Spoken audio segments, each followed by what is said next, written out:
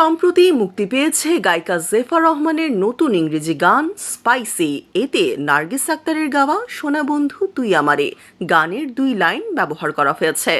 গানটি মুক্তির পরে এই অংশ নিয়ে নেট দুনিয়ায় তুমুল সমালোচিত হচ্ছেন জেফার।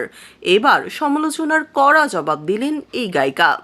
দেশের একটি গণমাধ্যমে বিষয়টি নিয়ে জেফার বলেন, যে অংশটুকু নিয়ে সমালোচনা করছেন সেটুকু কিন্তু আমার লেখা কিংবা সুর করা নয়।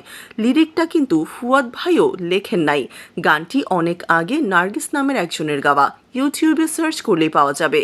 2006 সালে সেই গানটি প্রথম কানিজ সুবর্ণাকে নিয়ে করেন ফুয়াদ ভাই। মূলত সেই রেফারেন্সটাই 2024 সালে আমার ইংরেজি গানে আনা হয়েছে। অনেকে বুঝতে পারছেন, অনেকে পারছেন না। যারা ফুয়াদ ভাইয়ের গান শোনেন তারা বিষয়টি বুঝতে পারছেন।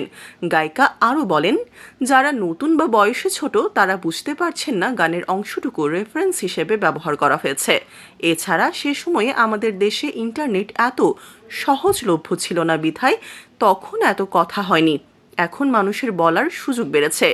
ট্রল হওয়া প্রসঙ্গে জেফার বলেন, ট্রলকে কখনো পাত্তা দিইনি। নিজের যোগ্যতা সম্পর্কে জানি আমি কি করতে পারি, সেটা কাজের মধ্য দিয়ে ইতোমধ্যে প্রমাণ করে এসেছি।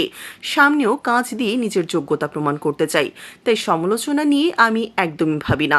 গায়িকার ভাষ্য, আমার জায়গায় অন্য কেউ হলে হয়তো এই ট্রল নিয়ে নড়ে চড়ে বসতো। আমাকে এসব ভাবায় না।